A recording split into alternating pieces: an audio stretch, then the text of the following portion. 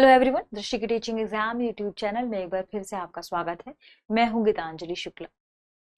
जैसा कि आप सभी जानते हैं, हम यहाँ एनटीए द्वारा कंडक्ट यूजीसी नेट एग्जाम्स के प्रीवियस ईयर क्वेश्चन पर चर्चा कर रहे हैं। अब यहाँ पूछेंगे कि किस विषय के, तो हमने इससे पहले ज्योग्राफी विषय पर चर्चा की है और आज इसी सीरीज को हम आगे बढ़ाएंगे, यानी भूगोल विषय से विगत वर्षों में यूजीसी नेट के एग्जाम्स में किस तरीके से प्रश्नों को पूछा गया है, कैसे प्रश्नों को फ्रेम किया गया है, उन प्रश्नों के सही जवाब क्या हैं, कैसे उन्हें हमें टैकल करना था, कैसे उन्हें हमें हल करना है, इनके बारे में हम चर्चा करेंगे। ठीक है, तो इससे पहले हमने शुरुआत की थी भू आकृति विज्ञान से संबंधित प्रश्नों पर कि कैसे प्रश्न सबसे पहले पूछे गए थे। सेगमेंट वाइज ही हमने इसे शुरू किया था और हमने कहा था कि हम इसे क्रमशः आगे बढ़ाएंगे। अभी हम चर्चा कर रहे हैं किस पर? भू आकृति विज्ञान से जुड़े हुए प्रश्नों पर। ठीक है, ठीक है, यानी भू आकृति विज्ञान के PYQ प्रीवियस ईयर क्वेश्चन, विगत वर्षों में पूछे गए प्रश्न। चलिए आज के सेशन को शुरू करते हैं और देखते हैं हमारा प्रश्न है, निम्नलिखित में से कौन सा से कथन प्लेट विवर्तनिकी के बारे में सही है और है? ठीक है, ध्यान रखिएगा, प्लेट टेक्टोनिक जो थ्योरी है उससे जुड़े हुए प्रश्नों को यहाँ पूछा गया है। देखते हैं सेंटेंस क्या है। पहला कथन है, प्लेट विवर्तनिकी भूतल के स्थलाकृतिक लक्षणों के निर्माण का मुख्य बल है। दूसरा कथन है, मध्य महासागरीय कटक गहरे अभिकेंद्रीय भूकंपों वाली विध्वंसक प्लेट सीमा रेखा है। और तीसरा है, रेडियो सक्रियता जन्य यानी रेडियोजेनिक ऊष्मा प्लेट विवर्तनिकी के पीछे निहित बल है। और चौथा कथन है, शैल विखंडित होकर खंडित तल के साथ गति करती हैं जिसे वलन कहा जाता है। ठीक है, नीचे दिए गए विकल्पों में से हमें सही उत्तर का चयन करना था। हमारे पास 4 ऑप्शन है, केवल एक और 3, केवल 2 और 4, केवल 2 और 3। ठीक है, मार्च 2023 के प्रश्न पत्र में इसे पूछा गया था। ठीक है, इस प्रश्न को हल करने के लिए सबसे पहले आपको पता होना चाहिए कि प्लेट विवर्तनिकी यानी प्लेट टेक्टोनिक है क्या। ठीक है, मैकेंजी, मॉर्गन, कुछ वैज्ञानिकों ने मिलकर क्या किया कि जितने भी विचार उस समय फेमस थे प्लेट टेक्टोनिक को लेकर, प्लेट टेक्टोनिक थ्योरी को लेकर, कि भूगर्भ कैसे यहाँ पर गति कर रहा है, भूगर्भ की स्थिति क्या है, पृथ्वी का धरातल किस प्रकार से गति कर रहा है, कहीं ये गतिमान है, क्या यह स्थिर है, ऐसी कई विचारधाराएं उस समय चर्चा में थी और अलग अलग विचार लेकर वैज्ञानिक जो भूगोलवेत्ता हैं वे सामने आ रहे थे। ठीक है, इसी क्रम में मैकेंजी, पार्कर और मॉर्गन ने बहुत सारे इन विचारों को समन्वित करके, इन्हें इकट्ठा करके एक पूरी थ्योरी दी। उस थ्योरी को कहा जाता है प्लेट विवर्तनिकी सिद्धांत या प्लेट टेक्टोनिक थ्योरी। ठीक है, इन सभी विचारों को उन्होंने मिक्स कर दिया, उन सारे विचारों को उन्होंने समन्वित कर दिया और फिर एक थ्योरी का निर्माण किया। और उस थ्योरी के मुताबिक यह कहा गया कि जो पृथ्वी है, पृथ्वी का जो धरातल है, धरातल के अलावा भूगर्भ, ये क्या कर रहे हैं, ये गतिमान है या ये गतिशील है, ये स्थिर नहीं है। ठीक है, ऐसी बातें यहां निकलकर सामने आई। फिर इस थ्योरी के फलस्वरूप कई सारी चीजें बाहर निकलकर आती हैं और इन्होंने अलग अलग चीजों पर बातें कही। उन्होंने कहा कि पृथ्वी का धरातल और भूगर्भ चूंकि स्थिर नहीं है, गतिशील है, और इसी गतिशीलता की वजह से यहाँ बल कार्य करते हैं, जिन्हें हम अंतर्जात और बहिर्जात 2 प्रकार के बलों में डिवाइड करेंगे। सबसे पहली बात उन्होंने कहा कि चूंकि ये गतिशील है, इसकी वजह से पृथ्वी की धरातल पर कई प्रकार की स्थलाकृतियों का निर्माण होता है, जैसे पर्वत, पठार, मैदान आदि। ठीक है, इस प्रकार की स्थलाकृतियों की चर्चा की। अब देखिए सेंटेंस क्या है, प्लेट विवर्तनिकी भूतल के स्थलाकृतिक लक्षणों के निर्माण का मुख्य बल है। बिल्कुल सही बात है, क्योंकि प्लेट विवर्तनिकी के माध्यम से स्थलाकृतियों का निर्माण हो रहा है धरातल पर। ठीक है, यह एक गतिशील प्रक्रिया है। ठीक है, और ये इनका मुख्य बल है। बिल्कुल पहला कथन सही होगा। दूसरा, मध्य महासागरीय कटक गहरे अभिकेंद्रीय भूकंपों वाले विध्वंसक प्लेट सीमा रेखा पर है। देखिए, आपको दूसरा सेंटेंस ही पढ़ना चाहिए। सबसे पहली बात जैसे लिखा मध्य महासागरीय कटक, मध्य महासागरीय कटक की यदि हम बात करें तो ये अपसारी प्लेट सीमांत पर स्थित है। ठीक है, जब भी कटक की बात की जाएगी ध्यान रखिएगा, अपसारी प्लेट सीमांत, प्लेटें एक दूसरे से दूर जा रही हैं, नीचे से लावा ऊपर की ओर आ रहा है और इससे कटक का निर्माण होता है। ठीक है, ध्यान रखिएगा। और मध्य महासागरीय कटक की बात की जा रही है, ये एक प्रकार की रचनात्मक क्रिया है, ना कि विध्वंसक प्लेट सीमांत के नजदीक, सीमा रेखा के आसपास। ठीक है, तो ध्यान रखिएगा यहाँ दूसरा सेंटेंस क्या हो जाएगा, गलत हो जाएगा। जुड़ा किससे है ये, अपसारी प्लेट सीमांत से, आपको ध्यान ये रखना है। ठीक है, तो मध्य महासागरीय कटक के निर्माण की जब बात की जाएगी तो आपको ध्यान रखना है कि ये अपसारी प्लेट सीमांत की वजह से इनका निर्माण होता है और ये एक प्रकार की क्या है, ये कहाँ स्थित है, ये रचनात्मक किनारे पर स्थित है, रचनात्मक किनारा है। ठीक है, और इसमें क्या लिखा है, विध्वंसक। ठीक है, तो आपको ध्यान रखना है। यहाँ दूसरा कथन क्या हो जाएगा, गलत हो जाएगा। और ये सबसे इंपॉर्टेंट बात क्या है, यहाँ पे क्या लिखा है, गहरे अभिकेंद्री भूकंप आते हैं, नहीं, यहाँ कम भूकंप आते हैं, ये आपको ध्यान रखना है। किसकी तुलना में कम, ये भी ध्यान रखिएगा, अभिसारी प्लेट सीमांत की तुलना में, अभिसारी प्लेट सीमांत की तुलना में कम भूकंप आते हैं, इस वजह से यह कथन क्या हो जाएगा, गलत हो जाएगा। ठीक है, तीसरा, रेडियो सक्रियता जन यानी रेडियोजेनिक ऊष्मा प्लेट विवर्तनिकी के पीछे निहित बल है। बिल्कुल सही बात है, क्योंकि पृथ्वी के बीच में भूगर्भ में जो बल कार्य कर रहा है, आप कह सकते हैं भूगर्भ इतना अधिक जो तप्त है, ये क्यों है, टेम्परेचर बहुत अधिक है, ताप बहुत अधिक है, और इस ताप के अधिक होने से, यहाँ लौह तत्व की अधिकता होने से क्या हो रहा है, रेडियो जनित ऊष्मा उत्पन्न हो रही है। ध्यान रखिएगा, तो रेडियो सक्रियता जनित रेडियोजेनिक ऊष्मा प्लेट टेक्टोनिकी के पीछे निहित बल है, यह बात बिल्कुल सही है। इसी बल की वजह से अंदर क्या होगा, यहाँ लावा निर्मित होगा, संवहन बल, या आप कह सकते हैं संवहन, जो धाराएं ऊपर की ओर जाती हैं, संवहन तरंगे जिन्हें हम कहते हैं, ये उत्पन्न होती है और इसके बाद प्लेट टेक्टोनिक की जो गतिविधियां हैं वे घटित होती हैं। ठीक है, तो ध्यान रखें, यहाँ तीसरा कथन भी सही है। और चौथा कथन है, शैल विखंडित होकर खंडित तल के साथ गति करती हैं, जिसे वलन कहा जाता है, यह गलत है। वलन में हमने क्या पढ़ा था कि चट्टाने जब मोड़दार, किसकी वजह से, संपीडन की वजह से, संपीडन बल के कार्य करने से चट्टाने क्या होती हैं, चट्टानों में मोड़ पड़ जाता है, ये इस प्रकार से वलित हो जाती हैं, इसे हम वलन कहते हैं। जबकि शैल खंडों का गति होना वलन नहीं है, ध्यान रखिएगा। तो चौथा कथन यहाँ गलत हो जाएगा। अब यहाँ पर सही जवाब क्या होगा, देखिए 1 और 3 कथन सही है, 1 और 3 यानी ऑप्शन बी इस प्रश्न का क्या होगा, सही जवाब होगा। ठीक है, आगे बढ़ते हैं। अगला प्रश्न है, सूची 1 का सूची 2 से मिलान कीजिए। सूची 1 में क्या लिखा हुआ है, ज्वालामुखी विस्फोट के प्रकार, कितने प्रकार से ज्वालामुखी विस्फोट होता है। ठीक है, और दूसरा है उसकी विशेषताएं, जो भी प्रकार है उनकी विशेषताओं के साथ हमें इसे सुमिलित करना है, और हमारे पास ये 4 ऑप्शन है। मार्च 2023 वाले एग्जाम्स में ये प्रश्न पूछे गए हैं। ठीक है, चलिए बढ़ते हैं। पहला प्रकार बताया गया है पीलियन प्रकार। ठीक है, इसी में प्रकार की यदि बात करें, पीलियन प्रकार जिसके सामने है अधिक द्रवित बेसाल्टिक लावा, निस्सरण तथा शांत प्रकृति। दूसरा हवाईयन प्रकार जिसके सामने है कम द्रवित बेसाल्टिक लावा और जो विस्फोट प्रकृति का होता है। तीसरा है यहाँ पर सी ऑप्शन है स्ट्रोम्बोलियन प्रकार, जिसके सामने लिखा है शान लावा जो हवा के संपर्क में आने के बाद द्रवावस्था में नहीं रहता। और डी है वल्केनियन प्रकार, जिसके सामने चौथा लिखा हुआ है अत्यधिक शान लावा जो प्रचंड रूप में होता है। ठीक है, तो यहाँ पर हम छोटा छोटा चर्चा कर लेते हैं, थोड़ी थोड़ी चर्चा करते हैं किन के बारे में, ज्वालामुखी विस्फोट के बारे में।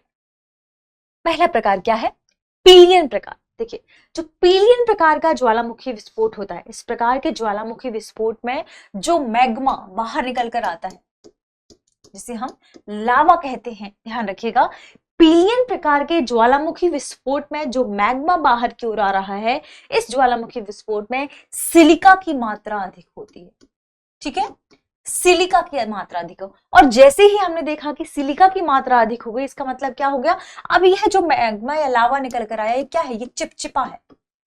ठीक है, जैसे ही सिलिका की मात्रा अधिक हो गई, इसका मतलब यह है मैग्मा, यह लावा क्या हो गया, चिपचिपा हो गया, इसमें अम्लीय तत्व अधिक है, अम्लीय तत्व की क्या हो गई, यहाँ पर अधिकता हो गई। और जैसे ही अम्लीय तत्व की अधिकता होगी, ध्यान रखिएगा, यह लावा बहुत तेजी से प्रचंड मात्रा में ऊपर की ओर निकलेगा, यह विस्फोट विध्वंसकारी या आप कह सकते हैं विनाशकारी होते हैं। तो पीलियन प्रकार के ज्वालामुखी में आपको क्या ध्यान रखना है, अत्यधिक विनाशकारी। ठीक है, हमारे 4 ऑप्शन में आप ऑप्शन 4 देखिए, इसमें लिखा है अत्यधिक लावा जो प्रचंड रूप में होता है, अत्यधिक शान लावा जो प्रचंड रूप में होता है। तो इस तरीके से ए का जो सुमेलन होगा वह होगा नंबर 4। ठीक है, दूसरा हवाईयन प्रकार। हवाईयन प्रकार का क्या, इस प्रकार के ज्वालामुखी की बात यदि हम करें तो इसमें इस प्रकार के ज्वालामुखी में जो मैग्मा है वह शांत तरीके से ऊपर निकलता है, या इसे आप कह सकते हैं इसका उद्गार शांत होता है। यानी हवाईयन प्रकार के ज्वालामुखियों में जो प्रकार है उनमें ज्वालामुखी उद्गार शांत उद्गार होता है। ठीक है, ध्यान रखिएगा, शांत तरीके से ये उद्गार होते हैं। इनकी एक खास बात क्या है, इसके जब हम लावा की बात करेंगे, हवाईयन प्रकार के लावा की बात की जाएगी, तो ये क्या है कि तरल होता है। ध्यान रखिएगा, हवाईयन प्रकार का जो ज्वालामुखी विस्फोट है उसमें जो लावा है वह तरल प्रकृति का होता है, तरल के साथ साथ वह क्षारीय प्रकृति का होता है। चूंकि अब लावा क्या है, तरल है, लिक्विड है। ठीक है, लावा के तरल होने की वजह से ज्वालामुखी विस्फोट के बाद यह लावा बहुत दूर तक क्या होगा, इस तरीके से फैल जाएगा और फैल कर क्या होगा, ठंडा हो जाता है। ठीक है, तो हवाईयन प्रकार के ज्वालामुखी की खास विशेषताएं, दूर तक फैला होता है, शांत उद्गार होता है। अब आपको ये देखना, शांत प्रकृति के उद्गार आपके पास ऑप्शन में कहां पर है। ठीक है, तो ध्यान रखिएगा, शांत उद्गार है ऑप्शन ए में। अत्यधिक द्रवित बेसाल्टिक लावा, बिल्कुल ये जो फैल कर लावा ठंडा हुआ ये बेसाल्टिक ही लावा है। ठीक है, बेसाल्टिक लावा ही है, और इसमें जो शांत, यह जो क्या है, यह उद्गार किस प्रकार का होगा, शांत प्रकृति का होगा। तीसरा हम पढ़ते हैं स्ट्रोम्बोलियन प्रकार। जब आपसे पूछा जाए कि ज्वालामुखी उद्गार में कौन कौन सी चीजें शामिल है, तो ध्यान रखिएगा, सिलिका की मात्रा, यानी वह अम्लीय प्रकृति का है, क्षारीय प्रकृति का है। ठीक है, उसका गाढ़ा होना किस प्रकार से हो रहा है, और आसपास किस प्रकार की चट्टानों का निर्माण हो रहा है, ये इंपॉर्टेंट हो जाता है ज्वालामुखी उद्गार। ठीक है, जब स्ट्रोम्बोलियन प्रकार के ज्वालामुखी की बात की जाएगी तो ध्यान रखिएगा, इसमें सिलिका की मात्रा कम होती है।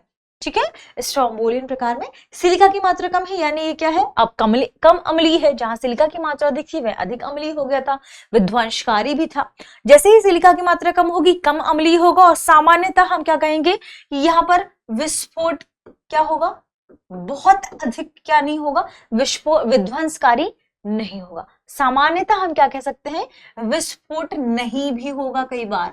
ठीक है, तो कई बार स्ट्रोम्बोलियन प्रकार में क्या होता है, विस्फोट नहीं भी होता और ज्वालामुखी का उद्गार हो जाता है। ठीक है, तो ध्यान रखिएगा, जब इसके हम सुमेलन की बात करेंगे तो यह कम द्रवित बेसाल्टिक लावा जो विस्फोट, जो बहुत कम ही विस्फोट प्रकृति का होगा, हालांकि इसमें विस्फोट होगा। ठीक है, ध्यान रखें। वल्केनियन प्रकार की जब हम बात करें, वल्केनियन प्रकार कौन सा प्रकार है, वल्केनियन प्रकार में आपको अम्लीय भी मिलेगा और क्षारीय भी मिलेगा।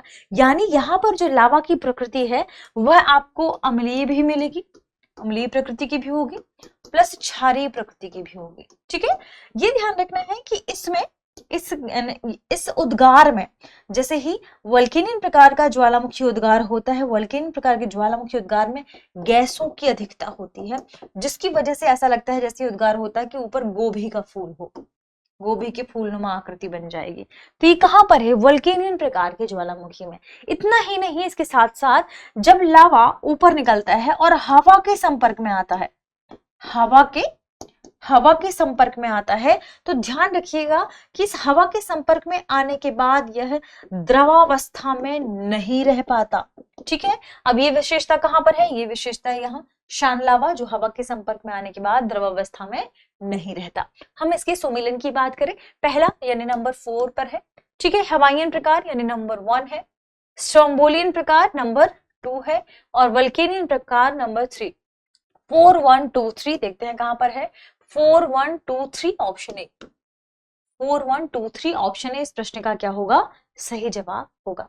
ठीक है, चलिए आगे बढ़ते हैं, अगले प्रश्न को देखते हैं। अगला प्रश्न है, निम्नलिखित में से कौन सा से कथन सही है और है। ठीक है, अब देखिए, पहला कथन है अनाच्छादन अपक्षय द्रव्यमांश है और अपर्दन को सम्मिलित करता है। दूसरा कथन है भौतिक अपक्षय और यांत्रिक अपक्षय प्रक्रिया केवल मापनी यानी स्केल पर ही भिन्न है। ठीक है, तीसरा कथन है शुष्क जलवायु में लवण क्रिस्टल वृद्धि और अक्षय बालू का पत्थर के भृगु के आधारों के समीप विशिष्ट गर्तों के निर्माण की ओर अग्रसर होता है।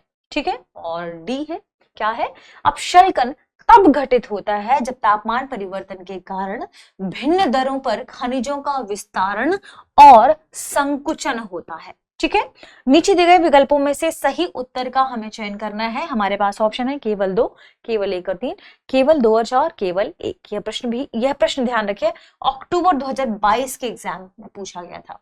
ठीक है, अक्टूबर 2022, हम थोड़ा सा पीछे वाले एग्जाम्स में आ गए। जब हम अनाच्छादन की बात करते हैं, अनाच्छादन डिग्रेडेशन की बात करते हैं, अनाच्छादन दरअसल 2 प्रक्रियाओं से मिलकर बना है। ठीक है, ये 2 प्रक्रियाएं कौन कौन सी हैं? हालांकि इनमें 3 प्रक्रियाएं शामिल हैं, अपक्षय, अपर्दन और लास्ट में बृहद क्षरण। बृहद क्षरण ध्यान रखिए, इसके लिए एक शब्द यहाँ पर यूज किया गया है, द्रव्यमान क्षय, यानी जो पदार्थ है उनका बहुत बड़ी मात्रा में एक स्थान से दूसरे स्थान पर चले जाना। और ये कैसे होता है? ये अपर्दन की कारकों की वजह से होता है। अपर्दन के कारक यानी नदी भी हो सकता है, पवन भी हो सकता है, हिमानी हो सकती है। ठीक है, इन सभी के माध्यम से जब एक स्थान से दूसरे स्थान पर पदार्थों या अवसादों का बहुत बड़ी मात्रा में बहाव हो जाए, बृहद क्षरण उसे कहते हैं। ध्यान ये रखना है कि जो अनाच्छादन की प्रक्रिया यहाँ पूछी गई, अनाच्छादन ये क्या है? अपक्षय और द्रव्यमान क्षय और अपर्दन को सम्मिलित करता है। यहाँ बात बिल्कुल सही है, अनाच्छादन में ये तीनों चीजें शामिल है। मुख्यतः अनाच्छादन को जब पढ़ा जाता है तो अपक्षय और अपर्दन को पढ़ा जाता है, जहाँ अपक्षय एक स्थैतिक प्रक्रिया है और अपर्दन एक गत्यात्मक प्रक्रिया है। यहाँ गतिज ऊर्जा या गतिज बल कार्य करता है। स्थैतिक प्रक्रिया कैसे? अनाच्छादन है क्या? अनाच्छादन का मतलब है चट्टानों का टूटना, असंगठित होना, टूटकर एक स्थान से दूसरे स्थान पर चले जाना। यहां दोनों बल कार्य कर रहे हैं, एक तो टूटना, टूटकर एक ही स्थान पर गिरना, ठीक है, और अपर्दन के कारकों के माध्यम से इनका स्थानांतरण होना, एक स्थान से दूसरे स्थान पर जाना। यह है दरअसल अनाच्छादन। अनाच्छादन में ये जो 2 प्रक्रियाएं हैं, अपक्षय और अपर्दन, ये अलग अलग प्रक्रियाएं हैं।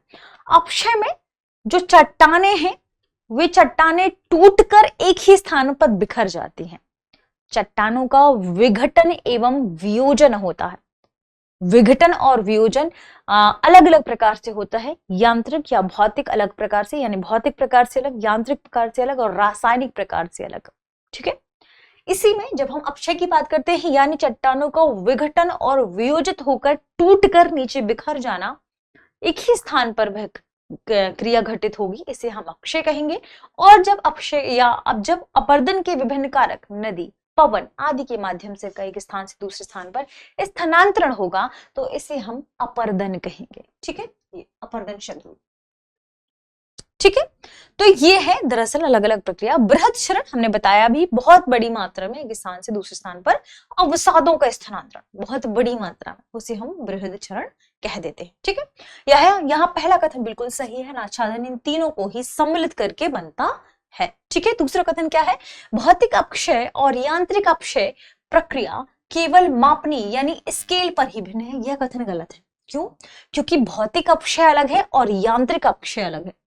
हो सकता है इनको एक ही मापनीय स्केल से माप सकते हैं, लेकिन ये प्रक्रियाएं अलग अलग हैं। यानी यहाँ सेंटेंस उल्टा दे दिया है। सेंटेंस में क्या कहा गया है?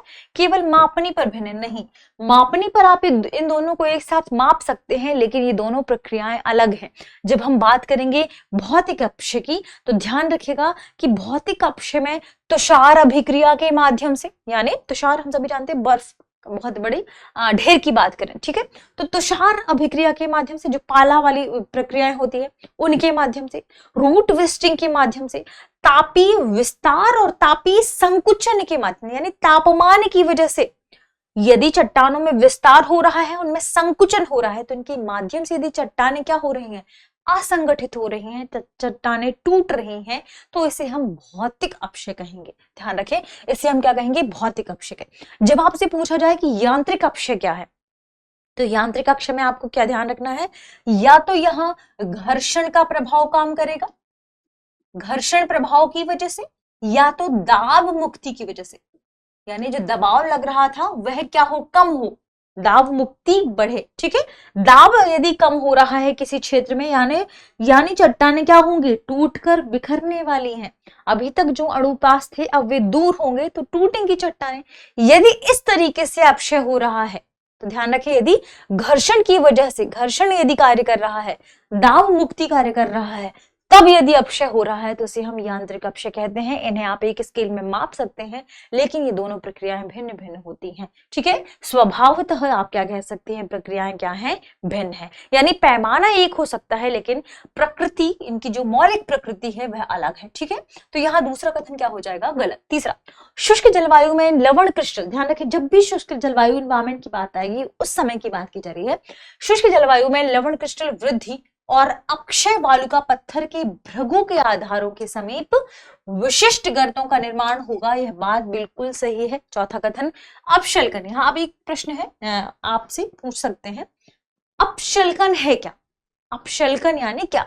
यहाँ क्या कहा जा रहा है, अपशल्कन तब घटित होता है जब तापमान परिवर्तन के कारण भिन्न दरों पर खनिजों का विस्तारण और संकुचन हो। नहीं, अपशल्कन तब घटित होता है जब तापमान परिवर्तन व दाब मुक्ति के कारण क्या हो, चट्टान की जो परतें हैं, एक चट्टान ये, दूसरी चट्टान ये मान लीजिए, या एक चट्टान यहां पर है, दूसरी चट्टान यहां पर है।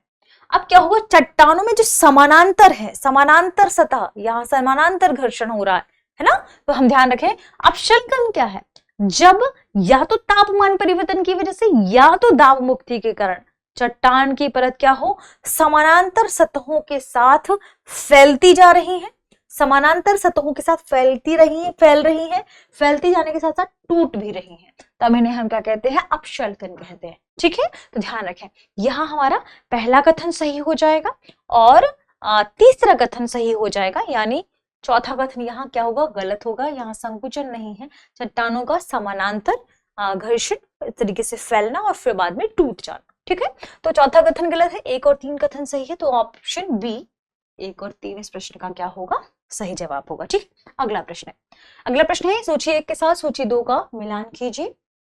देखिए, सूची 1 में आपको भूकंप स्थल दिए हुए हैं और सूची 2 में विवर्तनिकी पर्यावरण, किन स्थानों पर भूकंप आया और फिर उसके बाद क्या एनवायरमेंट है वहां पर। ठीक है, देखते हैं। आपके पास 4 कूट भी हैं, इनके आधारों पर सही जवाब बताना है। पहला ऑप्शन है वाम, ईरान, उसके सामने है क्षेपण मंडल। ऑप्शन बी है मैक्सिको सिटी, रूपांतरण सीमांत, सैन फ्रांसिस्को, अंतः सागरीय क्षेपण, जावा, अंतः अंधभ्रंश। ठीक है, यह प्रश्न अक्टूबर 2022 में ही पूछा गया था, ध्यान रखिएगा। हम जब वाम या ईरान की बात करते हैं, यानी हम किस लोकेशन की बात कर रहे हैं, यूरेशियन प्लेट की हम बात कर रहे हैं, अरब वाले क्षेत्र की, अरेबियन प्लेट की। ठीक है, इसे हम मैप में देखने की कोशिश करते हैं, थोड़ा सा देखते हैं कि आखिर यह क्या है। मान लीजिए हम एक, हालांकि हम इसे ड्रॉ भी कर सकते हैं, चलिए इसे ड्रॉ करते हैं। मान लीजिए हम अरेबियन प्लेट की बात कर रहे हैं, ठीक है, यहाँ ईरान है, ये यूरेशियन प्लेट है। ठीक, जो ईरान वाला क्षेत्र है, ईरान वाला इलाका है, वह कहाँ है, वह जो एक दिग्नत आप बात कर रहे हैं वलन की, जो एक दिग्नत वलन है, यदि इसमें संपीड़न की क्रिया हो या आपस में संपीड़न को प्राप्त करे, संपीड़न की क्रिया के फलस्वरूप ये एक दिग्नत वलन यदि टूट जाए, एक दिग्नत वलन संपीड़न की क्रिया के फलस्वरूप यदि टूट जाता है, तो इस तरीके से निर्मित जो क्षेत्र है उसे हम बोलते हैं अंधभ्रंश, या आप कहेंगे अंधभ्रंश। ठीक है, तो जो ईरान वाला इलाका है, ईरान वाले क्षेत्र की बात की जाएगी, वह कहाँ है, वह किस पर्यावरणीय विवर्तनिक एनवायरनमेंट में स्थित है, यह अंधभ्रंश वाले विवर्तनिक एनवायरनमेंट में स्थित है। ठीक है, ध्यान रखिएगा, जहां पर अरेबियन प्लेट का क्षेपण हो रहा है, कहाँ, यूरेशियन प्लेट के नीचे। ठीक है, ये आपको ध्यान रखना है, एक इंपॉर्टेंट इंफॉर्मेशन थी, इससे जुड़ी हुई, याद होनी चाहिए। ठीक है, ईरान एक ऐसे क्षेत्र में स्थित है जहां अरेबियन प्लेट यूरेशियन प्लेट के नीचे क्या हो रही है, क्षेपित हो रही है, इसका क्षेपण हो रहा है और इस तरीके से इस पूरे लोकेशन का निर्माण हुआ है। ठीक है, और ध्यान रखिएगा यहां अक्सर भूकंप आते हैं। ठीक है, तो यहाँ के उसमें जो पहला हमारा आंसर था ईरान का, वह है अंधभ्रंश वाले क्षेत्र। दूसरा मैक्सिको सिटी, मैक्सिको सिटी कहाँ पर स्थित है, हम उत्तरी अमेरिका की यदि बात करें तो इसके इस वाले हिस्से में, सबसे नीचे वाले हिस्से में आपको मैक्सिको सिटी मिलेगी। ठीक है, मैक्सिको सिटी के थोड़ा सा इस तरफ होगा कोकोस प्लेट। ठीक है, और यहां पर क्या है, ये उत्तरी अमेरिकी प्लेट है। ठीक है, यहां उत्तरी अमेरिकी प्लेट और कोकोस प्लेट के बीच ही क्षेपण होगा। जहां कोकोस प्लेट का क्षेपण होगा, कहां पर, कोकोस प्लेट के जो सागरी हिस्सा है यह क्षेपित हो जाएगा उत्तरी अमेरिकी प्लेट के महाद्वीपीय हिस्से के पास। यहां भी भूकंप की संभावना होती है। ठीक है, तो ध्यान रखिएगा, सैन फ्रांसिस्को मैक्सिको सिटी की लोकेशन की यदि बात करें तो ये यहां पर इसकी लोकेशन है। ठीक है, ये ध्यान रखें, इंपॉर्टेंट चीज थी जिसके बारे में आपको पता होना चाहिए। नहीं, पृथ्वी, जब हम मैक्सिको सिटी की बात करेंगे, मैक्सिको सिटी पृथ्वी के उस जोन में आता है जहां पर क्या होगा, भूकंप आते हैं, क्षेपण मंडलों वाले जोन में आता है। तो कोकोस विवर्तनिक प्लेट का समुद्री किनारा कहां पर जाता है, उत्तरी अमेरिकी प्लेट के महाद्वीपीय किनारे के पास, महाद्वीपीय किनारे के नजदीक। ठीक है, तो इस तरीके से इस प्रश्न की जब हम बात करेंगे कि जो मैक्सिको सिटी है वह कहां पर है, यह क्षेपण, पृथ्वी की जो क्षेपण मंडल है उनमें से एक पर स्थित है। ठीक है, ध्यान रखिए। सैन फ्रांसिस्को, यहीं से आप ऊपर की ओर बढ़ेंगे, यहां पर आ जाएगा सैन फ्रांसिस्को। इसे हम मैप में देखने की कोशिश करते हैं। ठीक है, यह है उत्तरी अमेरिकी प्लेट, उत्तरी अमेरिकी प्लेट में यहां पर है सैन फ्रांसिस्को। ठीक है, इसे भी हम नोट करते हैं। सैन फ्रांसिस्को की बात करेंगे,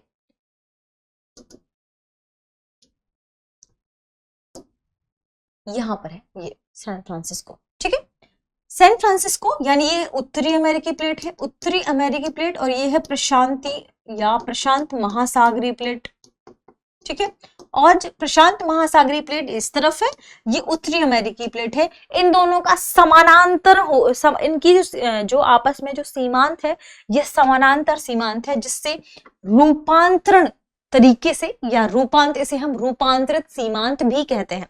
रूपांतरित सीमांत यानी तीसरा सीमांत, अपसारी और अभिसारी के अलावा जो तीसरा सीमांत है उसे रूपांतरण सीमांत कहा जाता है।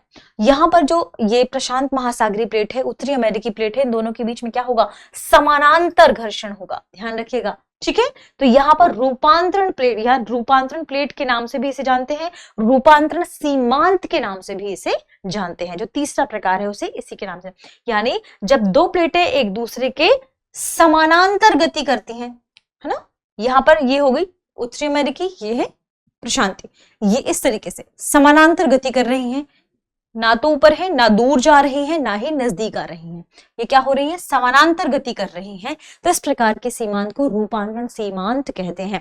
तो जब सैन फ्रांसिस्को की बात की जाएगी, सैन फ्रांसिस्को के संबंध में पूछा जाए तो ध्यान रखिएगा, सैन फ्रांसिस्को रूपांतरण सीमांत में स्थित है। ठीक है, जावा, जावा यानी हम बात कर रहे हैं किसकी, हिंद महासागर वाले क्षेत्र की। ठीक है, ये है इंडियन प्लेट, ये इंडियन प्लेट, ये है सुंडा प्लेट। जब इंडियन प्लेट आगे बढ़े, यहाँ सुंडा प्लेट आगे बढ़े, कहां पर गतिविधि हो रही है, हिंद महासागरीय क्षेत्र में, पूर्वी हिंद महासागरीय क्षेत्र में। ठीक है, तो यहाँ ये घटना कहां पर घटित होगी, इंडियन प्लेट और सुंडा प्लेट के बीच में घटित होगी। यही हम बात कर रहे हैं जावा की। ठीक है, तो जब हम बात करेंगे हमारे किसकी, जावा क्षेत्र की, जावा भूकंप स्थल की, तो ध्यान रखिएगा ये एक ऐसा क्षेत्र है जहां भारतीय प्लेट, कहां पर, हिंद महासागरीय क्षेत्र, उसी रीजन की बात कर रहे हैं, भारतीय प्लेट सुंडा प्लेट के नीचे क्षेपित होती है। भारतीय प्लेट कहां क्षेपित होगी, सुंडा प्लेट के नीचे क्षेपित होगी। ठीक है, और इस तरीके से ध्यान रखें ये कहां पर गतिविधि घटित हो रही है, अंतःसागरीय क्षेपण, अंतःसागरीय क्षेपण, हिंद महासागर के पूर्वी हिस्से में अंदर। ठीक है, तो यहां पर ही जो हम जावा की बात करते हैं, सुमात्रा आदि की बात करते हैं, ये घटना यहीं की है। ठीक है, तो यहाँ पर जो भूकंप, यहाँ एक तो यहाँ ध्यान रखिएगा, जैसे ही इंडियन प्लेट सुंडा प्लेट के नीचे क्षेपित होगी, यहां पर भूकंपीय गतिविधियां आएंगी। क्यों, क्योंकि यह महासागरीय जो हिस्सा है वहां पर गतिविधियां घटित हो रही हैं। ठीक है, तो यहाँ पर समुद्र के नीचे भूकंप उत्पन्न होते हैं। जावा गर्त ध्यान रखिए पूर्वी हिंद महासागर पर स्थित है, अंतःसागरीय क्षेपण यहाँ पर होता है। प्रश्न के सही जवाब की बात करें, सबसे पहले नंबर 4 ईरान के पास, Mexico City number 1, San Francisco number 2, Java number 3, यानी 4123, 4123 ऑप्शन बी, 4123 ऑप्शन बी इस प्रश्न का क्या होगा, सही जवाब होगा। आगे बढ़ते हैं, अगला प्रश्न है, साइबेरियन मृदाओं की हिमशीतित विशेषताओं को समझाने के लिए किस मूल के विद्वान ने स्थायी तुषार भूमि शब्द दिया? हमारे पास ऑप्शन है अमेरिकी, ब्रिटिश, फ्रेंच या जर्मन। प्रश्न अक्टूबर 2022 में पूछा गया था। देखिए ध्यान रखिएगा, जब ये पूछा जाए कहाँ की बात की जा रही है, साइबेरियन मृदाओं, साइबेरियन मृदाओं की हिमशीतित विशेषताओं के लिए, जो साइबेरियन क्षेत्र है, साइबेरियन रीजन है, यानी एक ऐसे रीजन की बात कर रहे हैं जहां पर बर्फ ढकी हुई है। तो अगर 2 साल से ज्यादा समय तक वहां बर्फ ढकी हुई है तो वो जो क्षेत्र बना जहां पर ना तो पौधे के अवशेष पूरी तरीके से सड़ पाए हैं ना ही गल पाए हैं, क्यों? क्योंकि बर्फ है, बहुत अधिक शीत है, बहुत अधिक ठंड है, ठीक है। तो उस रीजन के लिए जर्मन वैज्ञानिक अलेक्जेंडर वॉन हम्बोल्ट से उन्होंने एक शब्द दिया, परमाफ्रॉस्ट, परमाफ्रॉस्ट, ठीक है। परमाफ्रॉस्ट को ही कहा जाता है स्थायी तुषार भूमि, स्थायी तुषार भूमि। यहाँ का जो टेम्परेचर है 0 डिग्री टेम्परेचर तक होता है, ध्यान रखिएगा। यहाँ साइबेरियन मृदाओं की जो हिमशीतित विशेषताएं हैं इनके बारे में ही बताने के लिए जर्मन वैज्ञानिक अलेक्जेंडर वॉन हम्बोल्ट ने शब्द परमाफ्रॉस्ट या स्थायी तुषार भूमि के बारे में चर्चा की, और यह पूरा हिमशीतित क्षेत्र है, इसके बारे में बताने के लिए उन्होंने सबसे पहले इस शब्द का प्रयोग किया था, ठीक है। तो कौन से वैज्ञानिक थे वे? जर्मन वैज्ञानिक थे, नाम याद रखेंगे, अलेक्जेंडर हम्बोल्ट, ठीक है, या वॉन लिख सकते हैं, वॉन हम्बोल्ट, नाम भी इंपॉर्टेंट हो जाता है, ठीक है, क्योंकि हो सकता है कई बार अलेक्जेंडर के बारे में भी पूछ लिया जाए, ठीक है, वॉन हम्बोल्ट। ये थे आज के हमारे डिस्कशन में जुड़े हुए लाए हुए कुछ खास प्रश्न। आगे हम मिलेंगे अगले कुछ खास प्रश्नों के साथ, तब तक आप सभी पढ़ते रहें, रिवीजन करते रहें। शुक्रिया।